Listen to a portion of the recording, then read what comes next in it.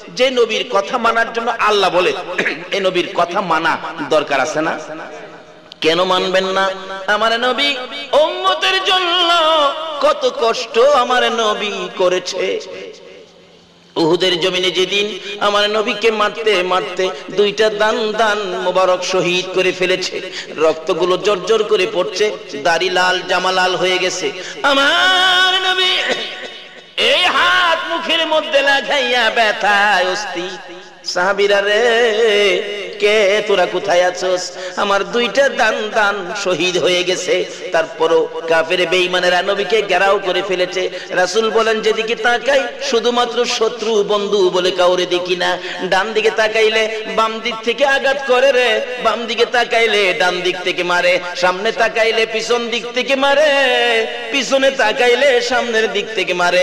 এইভাবে মারতে মারতে আমি নবীর মাথার লোহার টুপি টুকরা টুকরা করে জমিনে ফেলে দিল। কিন্তু দুইটা লম্বা লম্বা টুকরা নবীজির দুই পাশে দিয়ে মাথার মস্তকের ভিতরে ঢুকে গেল। টানাটানি করে খোলার জন্য খোলা যায় না, শুধুমাত্র রক্ত বাহির হয়। আমার নবী এতিম নবী ব্যথায় অস্থির, মাথা চক্কর খাইয়া জমিনে পড়ে গেল। যে জায়গাটার মধ্যে উহুদের জমিনে রাসূল পড়েছিল এখনো জায়গাটা আগের মতো রয়ে গেছে।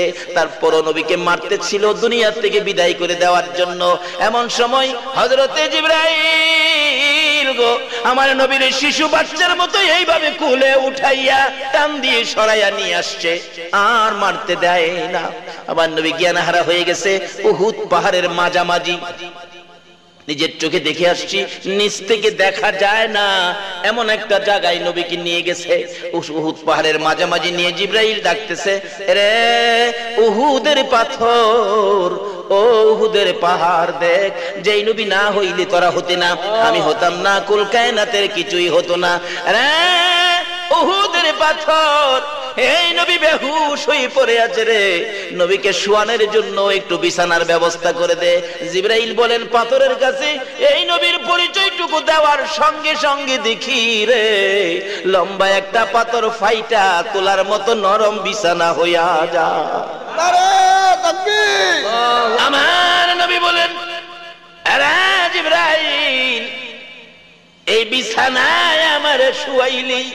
জিবরাইল বলেন আমি আশ্চর্য হয়ে গেলাম, যেই নবীর পরিচয় টুকুন শুনাইলে পাথর তোলার মতো নরম বিছানা হয়, এটা কেমন নবী গো? এই নবীরে উম্মত হইয়া চিনলাম না। নবীকে শুয়াইয়া মাথার পাশে বসে বসে জিবরাইল প্রশ্ন করে, ইয়া রাসূলুল্লাহ, আল্লাহর নবী গো, দাঁত ভাঙ্গা ব্যথা কেমন লাগে আমার কাছে বলুন। হুজুর মাথা ভাঙ্গার ব্যথা কেমন লাগে গো বলুন না, আমি জিবরাইলের কাছে বলুন না। আমার নবী ছোট্ট ছোট্ট সুরে চোখের পানি ছেড়ে ডাকে, জিবরাইল রে আয় রে, আমি ব্যথার খবর জানাই। রে জিবরাইল, দাঁত ভাঙ্গা ব্যথা কেমন লাগে জিগাইলি, মাথা ভাঙ্গা ব্যথা কেমন লাগে জিগাইলি। জিবরাইল আমার উম্মতের ব্যথা কেমন লাগে জিগাইলি না। ও জিবরাইল শুনো, দাঁত ভাঙ্গা ব্যথা মাথা ভাঙ্গা ব্যথার চাইতে রে আমার গুনাহগার উম্মতের ব্যথা বেশি। আরে দয়ালু নবী প্রেমের ছবি আর আসবে না জগতে, বলুন দয়ালু নবী প্রেমের ছবি আর আসবে না হাসর দিনে উম্মত বিনে, হাসর দিনে উম্মত বিনে যাবে না নবীজি বেহেশতে। দয়ালু নবী প্রেমের ছবি আর আসবে না জগতে। আমার দয়ালু নবী প্রেমের ছবি আর আসবে না। 63 সাল জিন্দেগি কাছে বলে উম্মতি, 63 সাল জিন্দেগি কাছে বলে উম্মতি, এখনো কান্দে শুয়ে মদিনাতে নবী, এখনো কান্দে শুয়ে মদিনাতে। দয়ালু নবী প্রেমের ছবি আর আসবে না জগতে আমার দয়ালো নবী প্রেমের ছবি আর আসবে না। যেই নবী এত ব্যথায় ব্যথিত তারপরও নিজের ব্যথা ভুলে গিয়ে উম্মতের ব্যথা প্রকাশ করে, বলুন এই নবীর কথা মানা আমাদের দরকার আছে কিনা? হযরত আলীকে বলেন, আলী বেহেশতের মূল্য দিয়ে ঘুমায়ো। আলী বলেন, হুজুর আমি গরিবী অবস্থায়, আমার সম্ভব না, এত দাম, সমস্ত পৃথিবী 70 বার বিক্রি করলে বেহেশতের মূল্য হবে না। আচ্ছা বলুন তো, এত দামি বেহেশতটা যদি মায়ের পায়ের নিচে হয় তাহলে মায়ের দাম কত? অনেক দাম।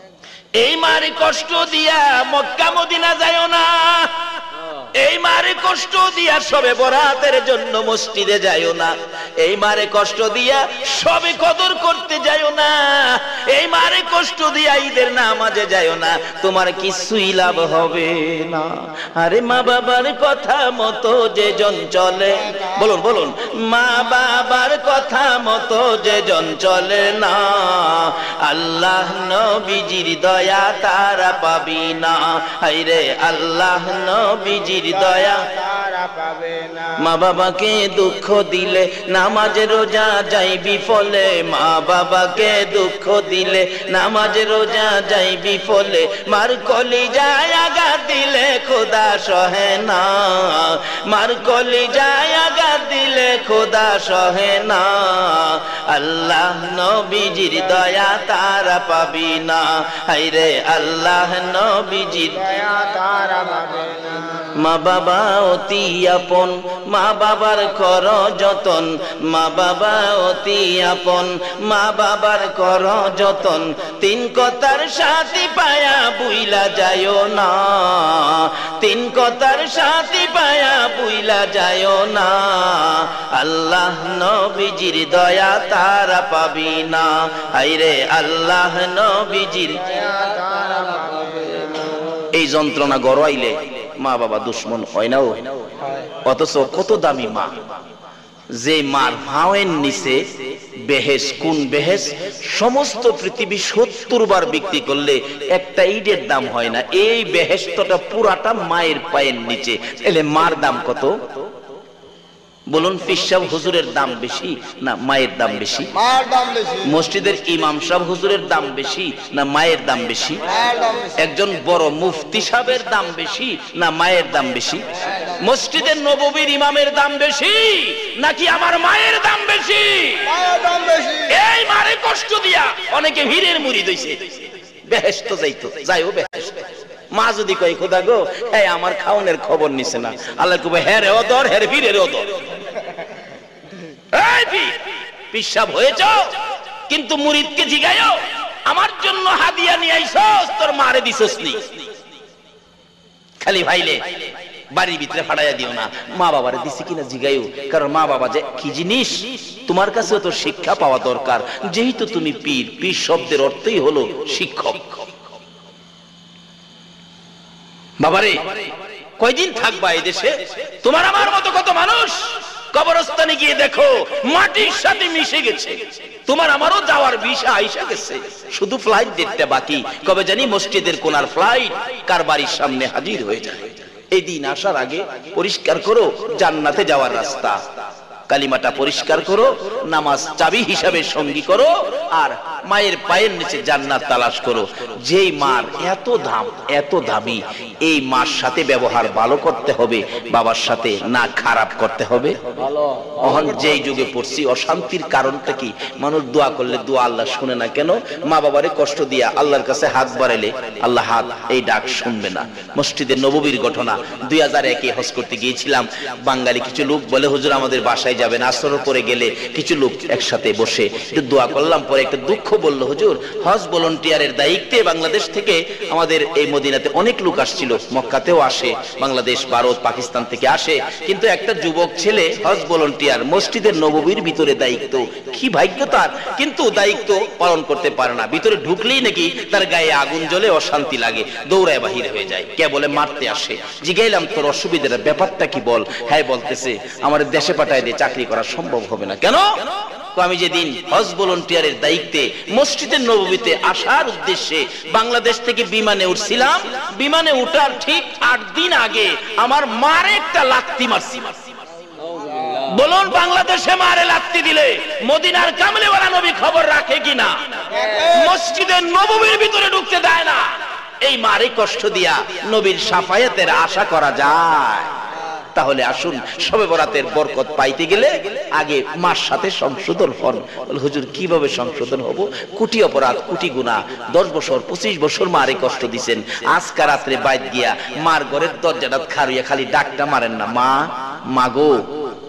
মা দেখবেন ঘুমতে উঠবো পাগলের মতো, আমার হোলার কণ্ঠ বাজতেছে, আমি কি স্বপ্নে দেখলাম নাকি বাস্তব?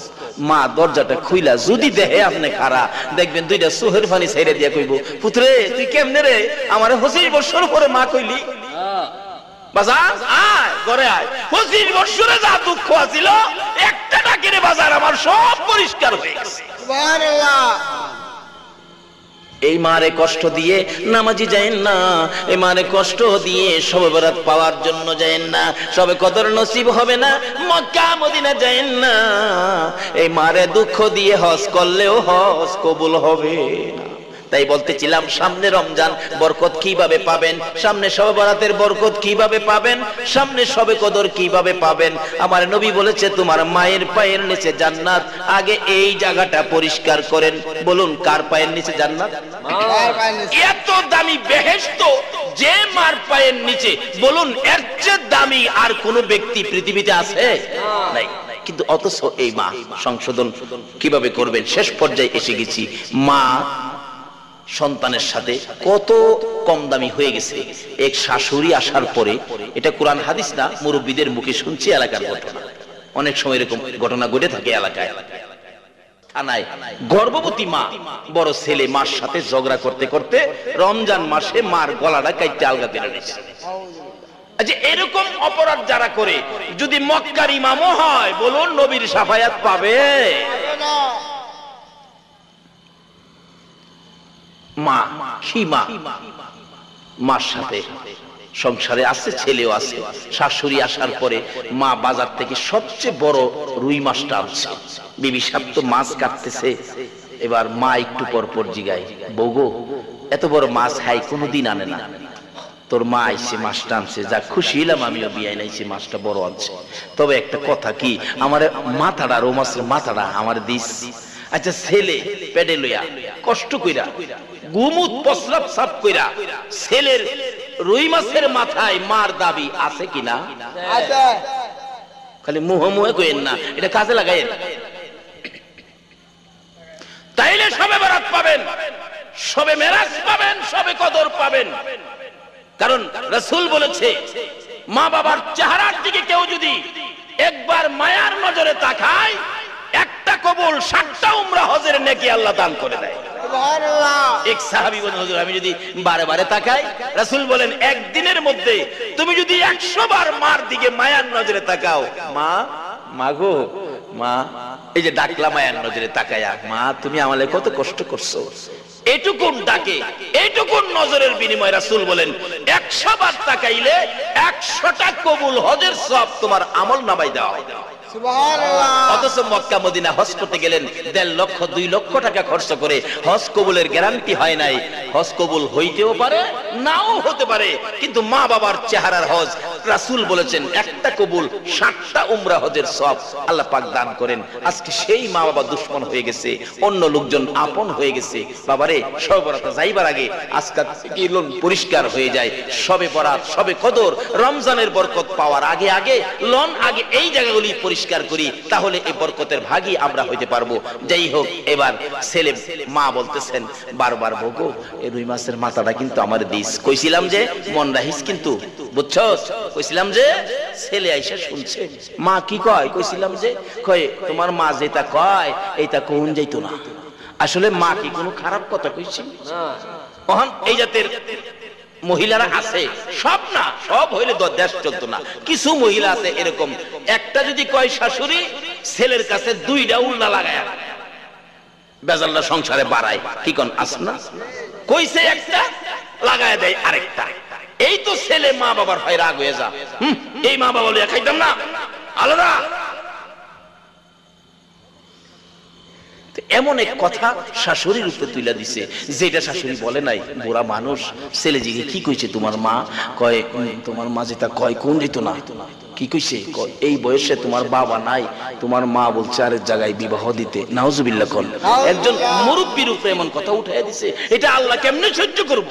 যেই মার পায়ের নিচে জান্নাত। ছেলে কই এই কথা কইছে, এই মারে আর এই মার মুখ আর দেখা।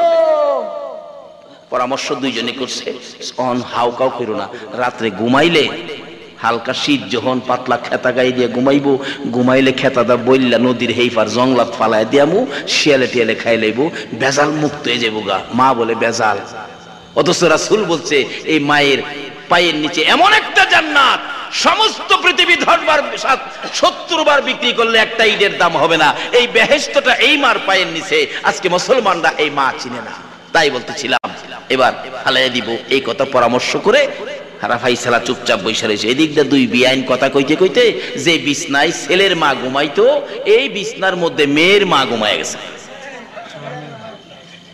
আচ্ছা বলুন তো, আমরা যাই করি না করি সঠিক বিচার করার মতো একজন বিচারক আছে কিনা? বলুন তো, এই বিচারকটা কে? এই আল্লাহ এখনো আছে। তাহলে সাবধান হয়ে যান, পরিষ্কার হয়ে যান। এই বিচার থেকে বাঁচার ক্ষমতা নাই। দুনিয়ার বিচারের কোর্টে টাকা দিলে উল্টা পাল্টা হয়, আল্লাহর কোর্টে টাকা দেওয়ার কোনো সুযোগ নাই। বাবারা ভাইয়েরা, কষ্ট হইতেছে আপনাদের? তাই আসুন এবার দুইজনে পরামর্শ করলো, তারা তো ঘুমাইলো। ছেলের মা কই বিআইন যখন হেন ঘুমাইছে, আমি আর হেন হইতে লাভ নাই, জায়গা হেটা তো খালি। ওই দুইজন দুই বিছনায় ঘুমাইছে। রাত্র 12টার পরে কই অহনই সুযোগ, যে ঘুমাইছে কাম সাইরা লন যাইব। খেতাদা বললা নৌকা তুললা জাগা এইবার ফালাইয়া দিয়ে আইয়ার কয় বেজাল সাইরা লাইছি গো, আর চিন্তা নাই গো, খুশি। ছেলেটা কয় সত হইলে তো মা, মার পেটে থেকে 10 মাস 10 দিন মারে কষ্ট দিছি। কি বলেন, দেই নাই? তারপর আমার আপনার মতো একটা সন্তানের মুখ দেখার আশায় মা কত কষ্ট। এমনকি কোন কোন মা ডেলিভারিতে দুনিয়া থেকে বিদায় পর্যন্ত হয়ে গেছে। আমার জানা যে এলাকায় মধ্যে করতাম, একটা গরিবের মেয়ে মহিলা দুনিয়া থেকে বিদায়, মুহূর্ত ডেলিভারি, কিন্তু 10টা পয়সা নাই চিকিৎসার জন্য। আমি ইমাম সাহেব এলাকার থেকে পয়সা উঠাই দিলাম, হসপিটাল পাঠাইলাম। সকালবেলা মক্তব ছুটি দিয়ে গেলাম। কি করে দেখি, ডাক্তার গিয়ে দেখি দাঁড়ায়া পরামর্শ করে, কি ব্যাপার ডাক্তার সাহেব, রুগীটার খবর কি? হুজুর রুগীটা করে শেষ পর্যায়ে, রুগীটা বাঁচবে না। আমি বললাম দেখেন, যদি চিকিৎসার অভাবে রুগীটা মারা যায়, তার মা বাবার কলিজায় আজীবন একটা দুঃখ থাকবে। চিকিৎসা করেন, পয়সা লাগে আমি ব্যবস্থা করব, এরপরে মরে গেলে তার দুঃখ নাই। ডাক্তার বলেন চিকিৎসা করলে হুজুর দুজন বাঁচানো যাবে না, দুইজনের একজন হয়তো চেষ্টা করে দেখতে পারি।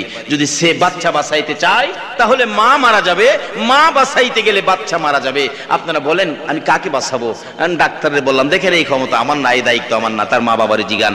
মা বাবা বলতেছেন আপনারা ডাক্তার সাহেব আমার মেয়েটারে বাঁচাইয়ে দেন, কারণ যার যার সন্তানের জন্য যার যার মায়া। আমার মেয়েটারে বাঁচাইয়ে দেন, পেটের বাচ্চাটা মাইরা লাল। এমনি সময় দেখি মা জ্ঞান হারা ছিল, দুইটা চক্ষু খুলে চোখের পানি ছেড়ে ঠোঁট দুইটা থরথর করে কাঁপতেছে, কি যেন বলবেন। ডাক্তার বলেন ওই মেয়েটার মুখের কাছে যখন কানটা নিলাম, মেয়েটা আস্তে আস্তে বলতেছেন ডাক্তার সাহেব এই বাচ্চাটা পেটে নিয়ে 10 মাস 10 দিন কত কষ্ট করেছি আল্লাহ জানে গো, আর আমি জানি।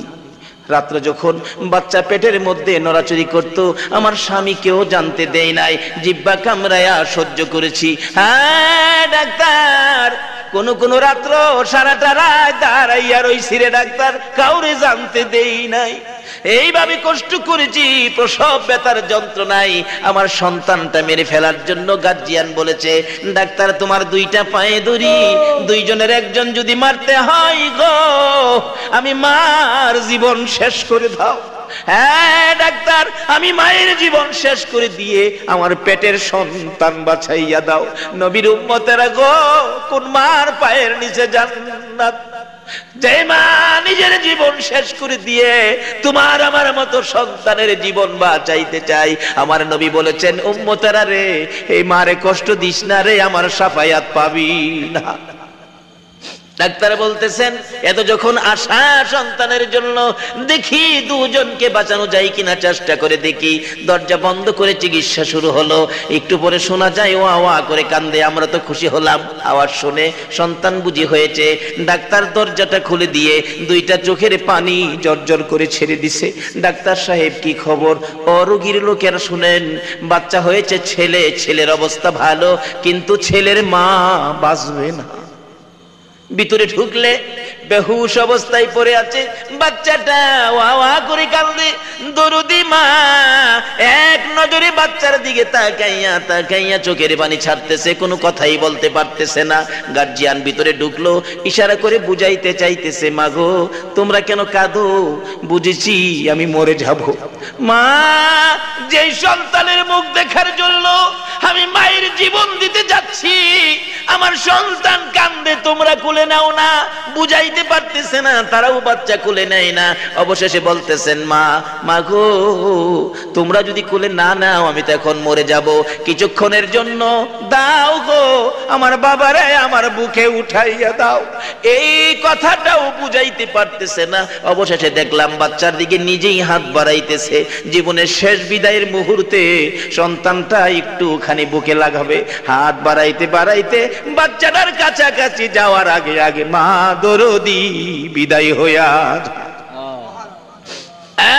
নবীর উম্মতেরা, যেই মা তোমার আমার মতো একটা সন্তানের মুখ দেখার আশায় নিজের জীবনটা দিয়ে দিল, এই মারে কষ্ট দিও না, সবে বরাতে লাভ হবে না। এই মারে দুঃখ দিও না, সবে কদর নসিব হবে না। আল্লাহ রাসূলের দয়া মায়া কোনদিন তুমি পাইতে পারো না। এই দিক দিয়া বাচ্চা ছেলেটা ডাকতেছে, হাই রে মার পেটে থাইকে মারে কষ্ট দিলাম, কিন্তু মারে ফালাইয়া দিলাম, কাজটা করলাম কি? মার সকল কষ্টের কথা ছেলের মনে হয়ে গেছে, দুঃখ চোখের পানি জড়তেছে। বাড়িতে আইসা মার বিছানার কাছে দাঁড়ায়া কান্দে, মা মাগো কি করলাম গো মা, তোমারে জিগাইলাম না, কি কইসলা? কথাটা কইছে, ও বাবা যুবক, তোমার বিবিও তোমাকে তোমার মা বাবার বিরুদ্ধে এরকম উল্টা পাল্টা কথা তোমাকে বুঝাইতে পারে। মারে বাবারে না জিগাইয়া অ্যাকশনে যাও না, মারে জিগাও, মা তুমি এই কথাটা বলছো, না জিগাইয়া মা বাবার বিরুদ্ধে অ্যাকশনে যাও না। তারা বুড়া মানুষ, তারা তোমার বেহেশতের নিশান, তাদের উপর অ্যাকশন সহজে যাও না, একটু ধৈর্য ধরো। আগে কেড়ে জিগাইলাম না, একটা কইতেছে, হঠাৎ করে মার কানে আওয়াজ গেছে। মা তো ওই বিছানা ঘুম থেকে উঠছে, কি রে বাবা, কি রে বাবা, কি তুমি এমন করতেছো কেন? মা তুমি তুমি না হেই ফার? কই কোন ফার? কই হেই ফার। আরে কোন ফার বেটা? হেই ফার। না আমি তো এই বিছনা, হেই ফার গেলাম কেমনে? ছেলে কই, মা এইবার তোমারে জিগাই, কারণটা কি বুঝা লই? ফালানের কথা ছিল তোমারে হেই ফার, তে এই বিছনাত কে আছেন? কত শাশুড়ি আছে। কইতে ফালানের কথা তোমার হাতে ফালাইলাম তো হেলারে, ব্যাপারটা কি বুঝা লই? মা তুমি যে কইছিলা বউ গো, কইছিলাম যে খেয়াল রাখিস, কি কইছিলাম মা? খুতরে কইছিলাম তুই যে রৌ মাছ টানছস, এত বড় মাছ কোনোদিন আনস না, এই মাছটা দেখা বউরে কইছিলাম মাথাটা আমারে দিত রে খুদ, মাথাটা খাইবার লাগে আমার খুব আত্মাটা চাইছি। আচ্ছা ছেলের মাছ মা মাথা খাওয়ার দায়িত্ব আছে না? কইছে মাছের মাথা খাইতো, আর হেলা কইছে হেইটা। ছেলের দুইটা চোখের পানি ছেড়ে দিছে। মা গো তুমি কইছো মাথা খাইতা, কহ, আর আমারে কইছে হেইডা, তুমি বলে বিয়া বইতে কইছো। মা একটা চিৎকার মারছে, মাবুদ এই বয়সে কেমনে আমার এই কলঙ্কিনী বানাইলো ছেলের কাছে। ছেলে বলেন, মা আর বিচার দিতে হবে না, বিচার হয়ে গেছে। বিচার দেওয়ার আগে বিচারক বিচার করে ফেলেছে। চাইছিলাম ফালাইতে তোমারে, এই বিচার তার দিকে চলে গেছে, আপনার না ফালাইয়া তার মারে ফালাইয়া দিয়াইছি। আল্লাহ কয় বিচার যে দেওয়া না কি এটাই দেওয়া হইছে। আমরা যে নবীর উম্মত হইলাম, এই নবী কোন নবী বলুন তো? শেষ নবী। তাইলে আমরা যে নবী পাইলাম, নবী হলো শেষ নবী। নবী পাইলাম শেষ, যে কিতাব পাইলাম এই কিতাবও কি শেষ। নবী পাইলাম শেষ, কিতাব পাইলাম শেষ, আমরা যে উম্মত আছি আমরাও কি শেষ। মাহফিলও 3 দিনের আজকে শেষ, রাত্র প্রায় শেষ, বক্তা হিসাবেও মনে আমি ওই শেষ, সবই শেষ।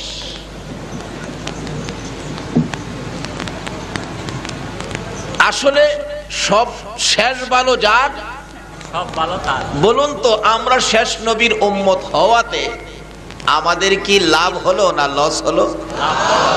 আল্লাহু আকবার বলুন। আজকে যে মাহফিলে আপনারা বাড়ির থেকে রওনা হলেন, বাসা থেকে রওনা হলেন, মাহফিলে আসবেন, শেষ নবীর উম্মত হওয়াতে লাভ কতটুকু দেখেন। যখন মাহফিলের দিকে রওনা হলেন, উরকির চরের ঈদে মিলাদুন নবী সাল্লাল্লাহু আলাইহি সাল্লাম মাহফিলে যাচ্ছেন, আল্লাহ বলেন ও ফেরেশতারা আমার এই বান্দাগুলো কই যাচ্ছে? আচ্ছা আল্লাহ কি দেখে না কই যাইতেছে? তারপরও জিগায় তারা কই যাচ্ছে? ফেরেশতারা বলেন তারা তো উরকির চরের 3 দিন ব্যাপী পবিত্র ঈদে মিলাদুন নবী আপনার নবী স্মরণের মাহফিলে যাচ্ছে। আল্লাহ বলেন ফেরেশতারা শোনো, তারা যে সামনের দিকে পাওটা বাড়াইছে, পিছের পাওটা উঠাইবার আগে আগে আমি মাফ করে দিলাম। আচ্ছা আপনারা কি কেউ মাপ চাইছিলেন? এই শেষ নবীর উম্মতের এই প্রথম ভালোটা শুরু হলো।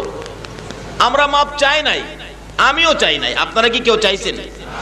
মাপ চাই নাই, ঘর থেকে খালি বাহির হইছে, সামনের পাও ফালাইয়া পিছের পা উঠাইবার আগে আল্লাহ বলেন আমি তাদের জীবনের গুনাহগুলি মাফ করে দিলাম। অথচ অন্যান্য নবী রাসূলের উম্মতের এমন কি কোন কোন নবী রাসূলগণের জীবনী খুললেও পাবেন, যেমন হযরত আদম আলাইহিস সালামের জীবনীতে পাবেন, উনি একটা কথা অমান্যের কারণে 350 বছর কাঁদছে। কয়শো বছর? কোন কিতাব লেখে 360 বছর, 350ই ধরেন। কানতে কানতে চোখের পানিতে গালের গোশতগুলো পয়সা হাড্ডি বাহির হয়ে গেছে। তারপরেও কয় খোদা গো আমারে আর কত কান্দাইবা? আল্লাহ কয় আদম কানতে থাক। প্রশ্ন আসতে পারে হুজুর আদম নবীর মতো নবীরে কান্দায় আর আমরা ঘরতে বাহির হইলে মাফ? ওই যে আমরা সব ভালো শেষ ভালো যার, সব ভালো তার। যে নবীর উম্মত সামনের পাও ফালাইয়া পিছের পাও উঠাইবার আগে গুনাহ মাফ পায়, এই নবীর পক্ষে থাকতে কি আপনারা রাজি আছেন? বাবা গো, কে আপনারা এই নবীর পক্ষে 3 দিন এই সম্মিলনে 3 দিন এই ঈদে মিলাদুন নবীতে শেষবারের মতো আপনারা বসে আছেন?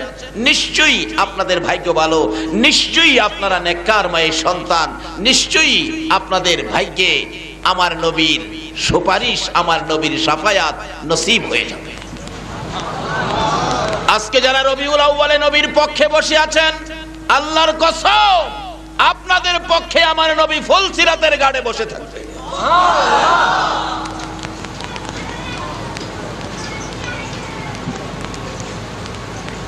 তাই বলছিলাম আদম আলাইহিস সালামের জীবনী, উনি 350 বছর কান্দার পরও খোদা গো আমারে কি মাপ দিতে আপনার মন চায় না?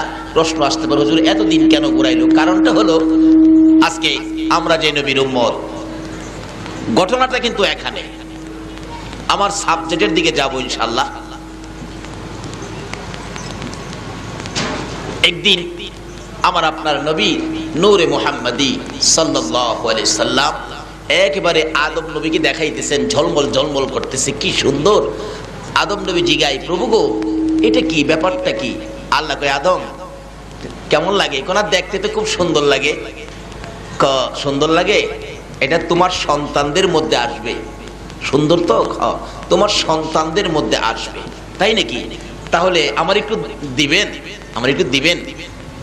আদম নবী হাত বাড়াইলে আমার আপনার নবীজির নূরে মুহাম্মাদি সাল্লাল্লাহু আলাইহি সাল্লামকে দিলেন আমার আল্লাহ আদম নবীর পিঠে।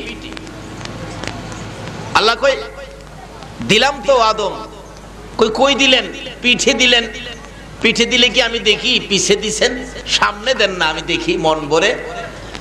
আল্লাহ রাব্বুল আলামিন আমাদের নবীর নূরে মুহাম্মাদিকে আয়না দিলেন আদম নবীর কপালে। আচ্ছা বলুন তো, কপাল যদিও সামনে, নিজের কপাল কি নিজে দেখে? খোদা গো কই দিলেন? কই তুই সামনে চাইছ, আমি তো সামনেই দিলাম। কই আমি দেখি না তো। আল্লাহ কই দেখবি, দেখাবো, কিন্তু এই নবী ওই হলো আমার খেলার পুতুল। জোরে জোরে কান সুবহান। এই নবী যদি সৃষ্টি না হইতো, আল্লাহর আরশ কুরসি লৌহ কলমের সৃষ্টি কোনো দরকার ছিল না। আজকে আজকে সেই নবী আমাদের নবী বিদায়, আমাদের ভাগ্য কত ভালো, সামনের পাও ফালাইয়া পিছের পাও উঠাইবার আগে মাফ। এবার হযরত আদম আলাইহিস সালাম বলেন, খোদা গো এমন জায়গায় দিলেন আমি তো দেখি না। তুই দেখবার জায়গা তো চাইছস না, চাইলেই তো দেই, আমার দেখার জায়গায় দেন। তখন এই শাহাদাতি আঙ্গুলের উপরে দিলেন। এবার দেখতেছি কি সুন্দর, হায় হায় প্রভু গো কি সুন্দর আমার সন্তানদের মধ্যে আসবে। শোনো আদম, যদিও তোমার সন্তানদের মধ্যে আসে, দামে কিন্তু তোমার চেয়ে বেশি। দামে কি তোমার চেয়ে বেশি। এমনি আদম আলাইহিস সালাম কয় কি আমার সন্তানদের মধ্যে আসবে, দামে আমার চেয়ে বেশি। এটা আবার কেমনে? ভিতরে কি একটু বাইজা গেল। আল্লাহ কয়, আদম রে, আরে কার সাথে বাড়াবাড়ি করতেছস? কার সাথে? যার সিলাই সব তোর কি ভালো লাগলো না? জিবরাইল, আদমের ভিতরে ভেজাল ঢুকছে, এটা তাড়াতাড়ি বাইর কর। জিবরাইল আলাইহিস সালাম ভিতরে হাত দিয়ে সব বাইর করতেছে। খোদা গো বাইর তো করলাম, কি করব, এটা তো ভেজাল। এই কিছু ভেজাল কিন্তু এখনো আমাদের মধ্যে আছে কিনা কন্ত? একটু হইলেই আমি তো বড়, হইলে আবার বড় হইব কেমনে? এরকম একটা অহংকার, এরকম একটা তাকাব্বুরি ঢুকছে আমাদের মধ্যে। আল্লাহ কয়, আদম চিনলি না? চিনামু একদিন। আল্লাহু আকবার কান্না। 350 বছর কাদার পরে আরাফাতের জমিনে মা হাওয়া আলাইহিস সালাম এবং আদম আলাইহিস সালাম একত্রিত হয়ে দুইজনে কাঁদতে কাঁদতে দুইজন কয়, কি করলা? এই কেনই অপরাধ করলাম? এই যে কাঁদতেছি, কাঁদতে কাঁদতে আকাশের দিকে তাকাই। দেখেন অনেক সময় বেশি দুঃখে মানুষ কাঁদতে থাকলে আকাশের দিকে তাকায়। এবার তাকাইতে তাকাইতে হঠাৎ দেখে আরশে লেখা লা ইলাহা ইল্লাল্লাহু মুহাম্মাদুর রাসূলুল্লাহ। আদম আলাইহিস সালাম জিজ্ঞেস করলেন, প্রভু গো এই নামটা কার? আল্লাহকে আমার বন্ধু। আপনার বন্ধু? হ্যাঁ। কোন কি? জারু সিলাই সব, জারু সিলাই সব। ও প্রভু, আপনার বন্ধু জারু সিলাই সব? তার উসিলাই যদি এত কিছু করতেন, তে এই নামের উসিলাই আমারেও মাফ করে দেন না। আল্লাহ কয়, এইবার ঠিক আছে। আদম, ওই যে দামে বেশি হইব যার কথা কইছিলাম, ইনিই তো। অহন কি মনে হইলো? যার একটু মুস্কি মারছিলি তার উসিলাতেই তোরে মাফ করাইলাম। জোরে জোরে কন্যা সুবহানাল্লাহ। একবার আদম নবী ওয়াজ করতেছেন, সাবজেক্ট ছিল, আমার সাবজেক্ট তো নূরে মুহাম্মাদি, নবীজির সৃষ্টির কারণ। আমি আসতেছি। আদম নবী ওয়াজ করে 120 জোড়া সন্তানের সামনে। 120 জোড়া সন্তানের বাবা আসেনি আপনাদের উর্কির চর? থাকলে সরকারে খবর দিয়েন না, তাল ফুটটি বাড়াইব। আদম আলাইহিস সালাম আলোচনা করতেছেন, সাবজেক্ট ছিল আখিরি নবী। আল্লাহু আকবার খান। 3.5 ঘন্টা ওয়াজ করলেন, সাবজেক্ট আখিরি নবী। তার মধ্য থেকে হযরত শীশ আলাইহিস সালাম দাঁড়ায় গেলেন, আব্বা আদম দাঁড়ান, 3.5 ঘন্টা কবে নবী আসবে আলোচনা করলেন, কিন্তু আপনার কথা তো একবারও কইলেন না। তাইলে কি সেই নবীর সামনে কি আপনার কোনো দাম নাই? আদম আলাইহিস সালাম হাসে আর কয়, বাবা শীশ, জানোস না তো কিছু, খামাহা করস ফিস ফিস। ওই নবীর সামনে আমি আদমের কোনো মূল্য, খবর তো রাখো না কি যে হইছে। শীশ, ওই নবীর সামনে আমার তো মূল্য নাই। এমন কি ওই নবীর উম্মত যারা হবে, ওই নবীর উম্মতের মধ্যে যেই 5টা গুণ থাকবে, এই 5টা গুণ আমি আদম নবীর মধ্যেও নাই। শীষ নবী মাঝখান থেকে কি আশ্চর্য বলেন, উম্মতের মধ্যে যেই গুণ, এই গুণ আপনি নবীর মধ্যে নাই, এমন কি 5টা গুণ বলুন তো? এবার বলতেছেন, আদম নবী ওয়াজ করেন, বাবা শীষ শোনো, ওই নবীর উম্মতের প্রথম নাম্বারে গুণ, যত গুনাই তারা করুক, গুনাহ করতে করতে জমিনের উপরে আকাশের নিচে জায়গা নাই, এই পরিমাণ গুনাহ নিয়ে খালি যদি কয়, খোদা গো আমারে মাফ করে দেন, কইতে দেরি হবে, এই নবীর উম্মতেরে মাফ করতে দেরি হবে না। সুবহানাল্লাহ। আর আমি আদম নবীর 350 বছর ঘুরাইছি। ও বাবা, তাই নাকি? কহ 2 নাম্বার গুণ, ওই নবীর উম্মত যেখানে গুনাহ করে এখান থেকেই যদি মাপ চাই, এখানেই মাপ। আর আমারে সারা পৃথিবী ঘুরাইছে, তাই নাকি? কহ 3 নাম্বার গুণ, ওই নবীর উম্মত যত গুনাই করুক না কেন, তারে বাড়ি থেকে বের করে দিবে না, আমাকে তোর মা হাওয়া সহ বেহেশতের থেকে বের করে দিছে।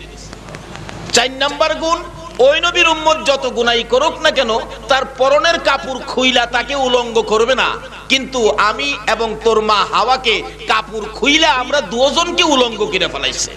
5 নাম্বার গুণ, ওই নবীর উম্মত যত গুনাই করুক না কেন তার কাছ থেকে বাচ্চার মারে দূরে সরাইবে না, কিন্তু আমার কাছ থেকে তোর মা হাওয়ারে কই যে ফালাইছে রে, কই যাও পাই না। কোন কি বাবা? হ একটু বলে আব্বা, তাহলে শুনলাম আপনাকে নাকি ফেরেশতারা সেজদা করছে, ওই নবীকে কি ফেরেশতারা সেজদা করবে? আদম নবী হাসে আর কয়, হে বেটা শীষ, খামাখা ফিস ফিস করস, কি জানোস? আসলে হাকিকতে সেজদা আমাকে করে নাই। যেদিন ফেরেশতারা আমাকে সেজদা করছিল ওই দিন ওই নবীর, আখিরি নবীর নূর মুবারক আমি আদমের কপালে ঝুলাইত ছিল, দেখাইছে আমারে। আসলে সেজদা করছে আখিরি নবীর নূর মুবারককে। জোরে জোরে কন্না সুবহান। মাতবুরি কম করিস, আমি তো পাইতাম না। তোর আমল যদি হেই নবী পাস তাইলে হেই নবীর উম্মত হইস, নবতী সাইরা হেই নবীর উম্মত হইস। এই কথা কানে কানে আসতে আসতে হযরত ঈসা আলাইহিস সালাম পর্যন্ত আসলে ঈসা নবী কয়, যেই ধরা ধরছি হেই নবীর উম্মত না হইয়া ছাড়তেছি না। যাই হোক, লম্বা ঘটনা সংক্ষেপ করলাম। ঈসা আলাইহিস সালাম আসবেন দুনিয়াতে, এখন আকাশে আছেন। এই দুনিয়াতে আসবেন নবী হইয়া না, আখিরি নবীর উম্মত হইয়া। যেই নবীর উম্মত হওয়ার জন্য নবী রাসূলগণ পর্যন্ত দরখাস্ত করে মঞ্জুর করাইলেন, আর যে আল্লাহ আমাদেরকে সরাসরি সেই নবীর উম্মত করে নবীর আগমনের চাঁদে ঈদে মিলাদুন নবীর পক্ষে কবুল করেছে। কি বলেন, এতে কি আপনারা খুশি না বেজার? তাই বলছিলাম, যার শেষ ভালো তার